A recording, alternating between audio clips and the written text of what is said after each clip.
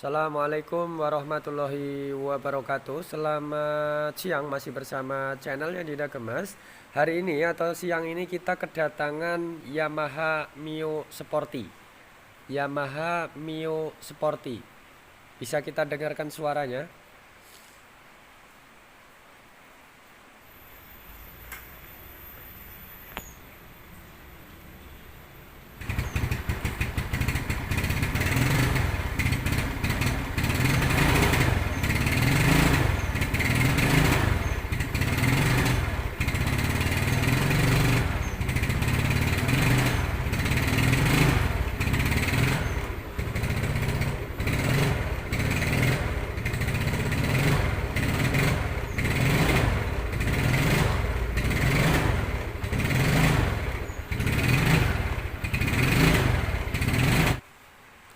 Oke, sudah kita dengarkan tadi suaranya seperti itu. Suaranya belepek-belepek, berpet-berpet di gas kosong. Ini sudah pernah diserviskan, habis diservis di tempat lain, yang pada intinya divonis untuk mengganti vakum karburator. Nah, intinya divonis untuk mengganti vakum karburator. Setelah kita mendengarkan dari orang yang punya motor, kita langsung mengecek, menganalisa, karena orangnya juga belum begitu percaya ya, karena disuruh ganti vakum, karena sehari sebelum kemarinnya ini kondisi motor itu masih normal. Ceritanya cuman dipakai, tiba-tiba lewat jalan agak jelek, tiba-tiba langsung berubah suara. Dalam arti timbul seperti ini seakan-akan bisa spontan, bukan karena kayak mungkin waktu lama baru kumat suara seperti ini, itu bukan. Sesuai yang bapaknya yang bilang ini, suara belepek-belepek, berpet-berpet gas kosong ini timbul spontan. Jadi karena lewat jalan jelek, lubang, di situ kemungkinan lewat yang mungkin ada air atau apa, nggak begitu paham karena malam suasananya. Jadi tiba-tiba langsung seperti ini. Nah, maka orangnya juga nggak percaya, masa vakumnya sebegitu cepatnya hanya karena waktu kejadian seperti itu. Nah, di situ bapaknya konsultasi sama kita, maka kita akan menganalisa, kita akan mengecek, kita akan memastikan apakah memang benar hanya karena sesaat kejadian seperti itu menyebabkan vakum begitu langsung rusak, ataukah ada penyakit lain. Nah, memang bapak yang punya motor, bapak ini pernah ya paling tidak habis dari tempat lain gitu kan. Ya, setelah divonis untuk mengganti vakum ini, bapaknya langsung ngecek di sini. Ya, makanya kita akan pastikan, kita akan mengecek apakah memang benar vakumnya yang bermasalah, ataukah ada kemungkinan faktor lain. Nah, kita akan cek dulu di bagian paling mudah untuk Yamaha Mio Sporty ini, tempatnya paling mudah untuk membongkar ini yaitu karburator. Nanti kalau misalnya karburator sudah kita bongkar, karburator sudah kita cek, sudah kita analisa, ternyata kondisinya aman-aman aja, nggak ada masalah, berarti kita faktor lain. Kemungkinan bisa pengapian, kemungkinan bisa busi mau mati, atau kepala busi yang sudah error. Nah, kemungkinan seperti itu bisa terjadi. Maka sebelum melangkah lebih detail yang lain-lain, kita akan mengecek dulu bagian yang ringan dulu, yaitu karburator. Oke, karena karburator itu rawan banget, daerah karburator vakum. Untuk motor matic yang bervakum ini memang rata-rata di bagian karburator yang sering bermasalah. Karena dulu sering kita temui hal seperti ini, ternyata penyakitnya ini daerah membran. Nah, membrannya jebol, bisa suaranya belepek-belepek kayak banjir. Nah, bisa juga. Nah, ini bisa karena cuknya ketarik nggak sadar, datang ke bengkel, dikiranya vakumnya, ternyata cuma tarik cuknya aja yang ketarik tanpa disadari yang punya motor. Nah, hal-hal sepele seperti ini sebagai seorang bengkel kita harus benar-benar jeli Kita harus benar-benar sabar meneliti, jangan gegabah mengambil keputusan untuk mengganti sesuatu yang lebih besar harganya tanpa harus mengecek dulu ya.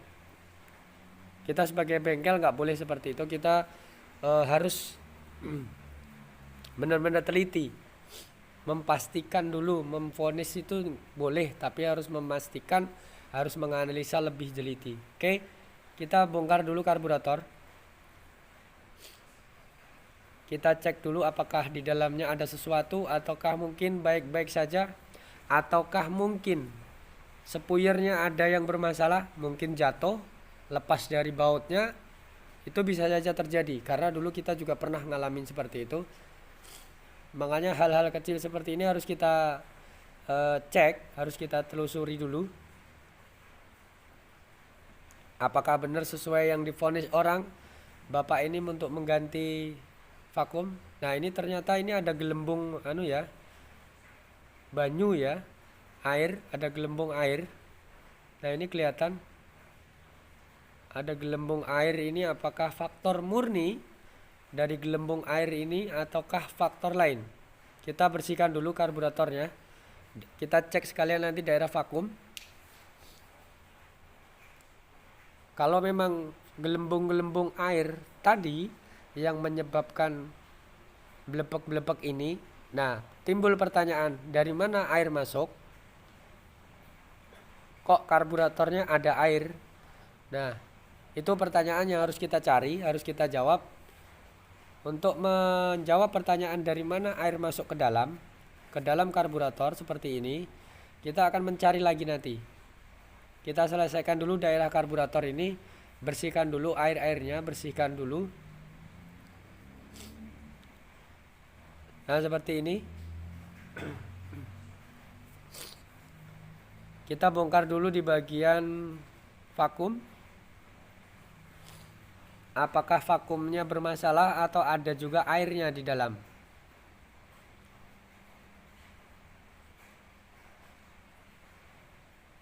Kalau vakumnya nanti baik-baik saja, berarti kemungkinan hanya karena air yang masuk ke dalam karburator yang menyebabkan belepek-belepek tadi ya. Nah ini sekilas vakumnya baik, gak ada masalah. Cuman ini airnya masuk ke dalam ruang vakum ya. Nah ini air, gelembung-gelembung banyu. Nah ini kita sudah cek ya. Bagian vakum ternyata kondisinya masih baik. Jadi vakum nggak usah kita ganti ya. Kita pastikan vakumnya kondisinya baik. Berarti vakum nggak perlu diganti, itu faktor pertama.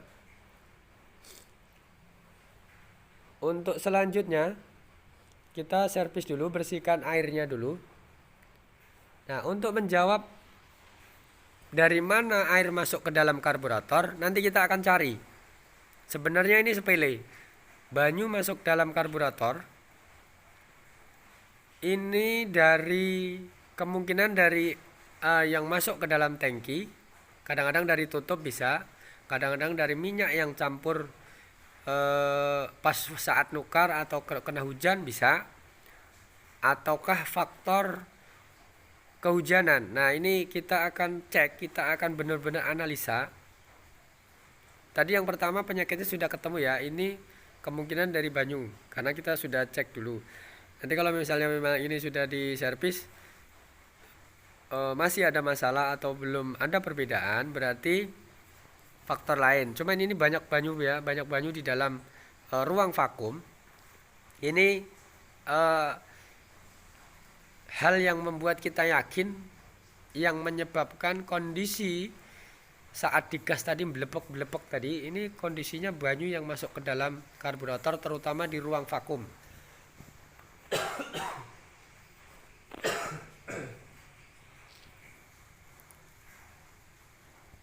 Kita servis dulu. Nanti kita akan sambil mencari sumber utama banyu atau air itu dari mana. Karena bapaknya bilang motor ini nggak pernah lama nggak dicuci, dalam arti cuci motor ya, maksudnya cuci pakai air, lama nggak pernah dicuci, nggak pernah kehujanan. Nah, jadi riwayat nggak pernah dicuci, riwayat nggak pernah kehujanan itu nggak ada. Berarti ini lolos dari air. Seharusnya logikanya seperti itu. Tapi motor ini bisa masuk ke dalam arti air ini bisa masuk dalam karburator. Dari mana? Apakah sekarang timbul pertanyaan, apakah air itu kira-kira yang sesuai Bapak yang bilang tadi, waktu malam masuk lubang? Apakah di situ ada air sekiranya di lubang juga nggak tahu karena kondisinya malam. Nah, kita akan cek, nanti kita akan lihat dulu dari mana, benar-benar kita akan telusuri.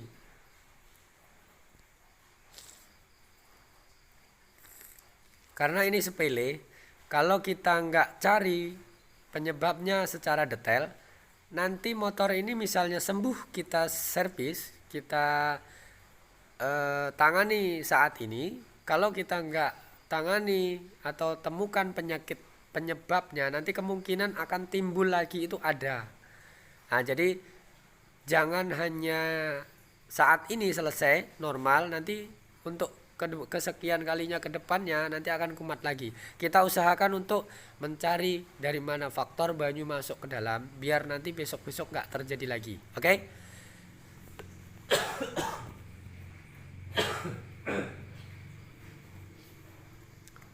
Oke, sampai di sini bisa difahami ya. Sampai di sini bisa difahami tentang penjelasan kita.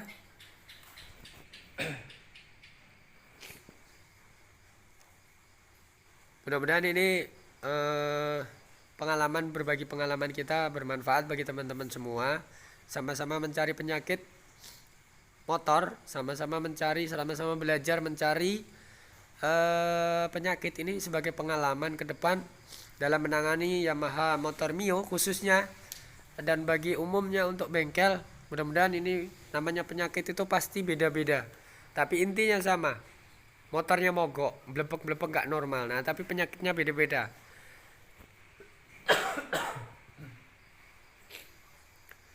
Makanya kita akan pastikan dulu hal sepele seperti ini.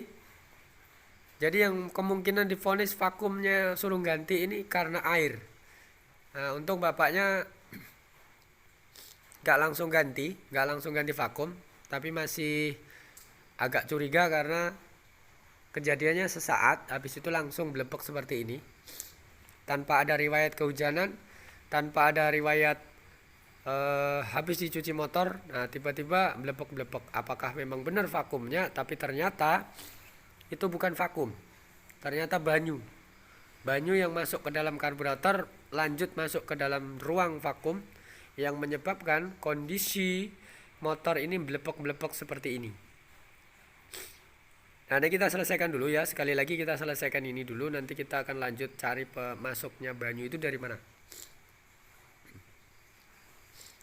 Oke, silakan untuk teman-teman yang sudah senior di bengkel, silakan kritik dan saran, kita selalu tunggu untuk kita lebih baik lagi dalam sebuah penayangan video ini.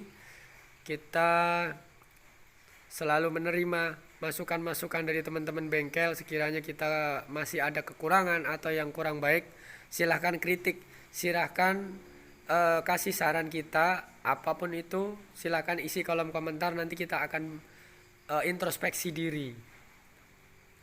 Kalau sekiranya ada kekurangan, silahkan, kita akan lebih baik lagi, mudah-mudahan lebih baik lagi.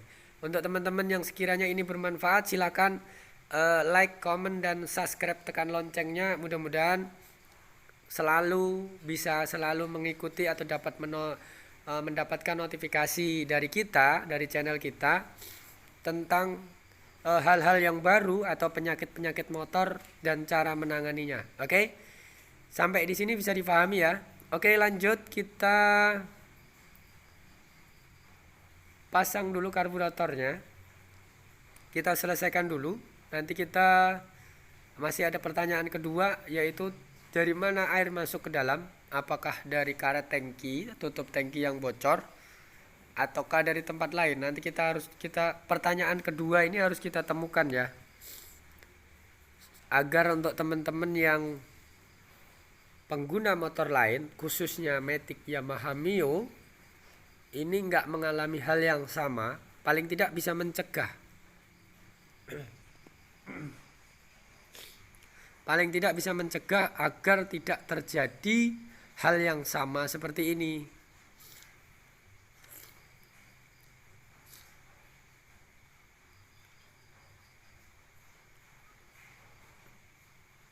Kadang-kadang masalah sepele seperti ini gara-gara air atau banyu yang masuk ke dalam ruang karburator atau ruang vakum, disuruh ganti vakum yang harganya mungkin juga lumayan mehong yang asli, tapi alhamdulillah ini sudah ketemu penyakitnya, cuman servis karburator aja sudah selesai, yang tinggal tanpa harus mengganti vakum. Dan kita mencari penyakit kedua, yaitu dari mana masuk banyu.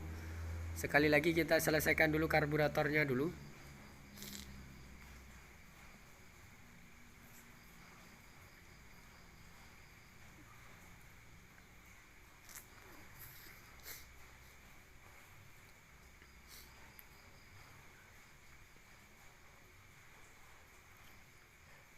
Ini karet-karetnya masih bagus, masih normal. Karena saking banyaknya gelembung-gelembung banyu yang masuk ke dalam ruang karburator sama ruang vakum, ini yang menyebabkan kayak dipakai itu digas seakan sendat-sendat, serasa kosong, seperti minyak mau habis. Memang gak jauh beda ya, kalau kemasukan banyu ini seakan-akan kayak serasa vakum yang bermasalah. Vakum kadang-kadang vakumnya nggak ngangkat, ataupun vakumnya sudah ada yang bolong-bolong kecil. Nah itu penyakitnya juga sama. Kalau digas kadang-kadang serasa kosong, kalau digas serasa berebet-berebet. Nah itu riwayatnya dari ini hampir sama ya dengan kondisi vakum. Nah kita pasang dulu karburator, kita pasang dulu.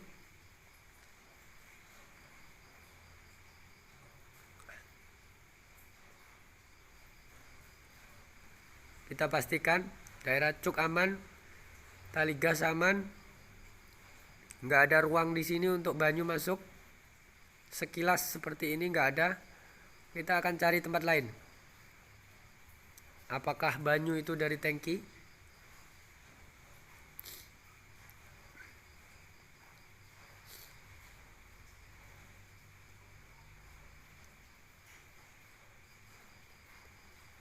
Sebenarnya ini sepele. Sekali lagi ini sepele hanya karena banyu atau air. Sebenarnya ini sepele hanya karena air masuk. Cuman lebih sepele lagi kalau air ini nggak dicari tempat dari mana masuknya, kita akan lebih resiko lagi. Nah kita lihat seperti ini. Di sini ada lubang kecil. Nah ini ada lubang. Bisa kita lihat. Nah ini dia lubang. Lubang ini sekilas ini kayak gesekan dari ban. Ini lubang filter angin. Nah kita coba buka dulu. Nah ini ada tetesan air masuk ke dalam. Nah berarti ini masuknya dari sini, dari lubang ini tadi ya. Aduh ini sudah ketemu penyakit jawaban kedua, yaitu filternya yang berlubang masuk ke dalam airnya. Ternyata seperti ini. Oke, terima kasih atas waktunya. Ternyata ini